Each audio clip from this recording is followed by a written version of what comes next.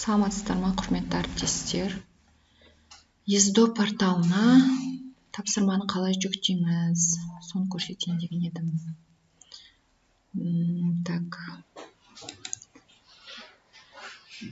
Тапсырма, мысалы 6 күн тапсырмасы жүктелмеген. Тапсырманың үстін басамыз. Мына жерден біз өзімізге орындалатын тапсырманы көшіріп алсақ болады. Мен көшіріп жасап қойдым. Тапсырмаға жауап беру дегенді басамыз. Осы жерде мына файлды қосу деген мына қосу белгісі тұр, осыны бассақ, бізге файл шығады. Мына жерді выбор файлы деп тұрған жерді басып, біз өзімізге тапсырмамызды таңдап аламыз. Мен мысалы 6 күн тапсырмасын 6 тапсырма деп қойғам. Открыть. Мына жерге өзіңізге ыңғайлы сақтай бересіз.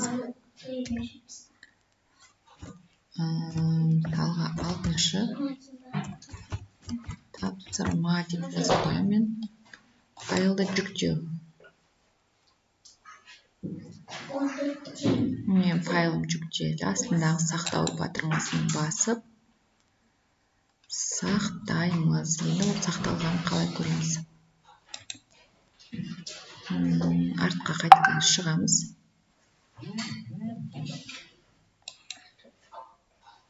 Міне менде 6 күннің тапсырмасы сақталды.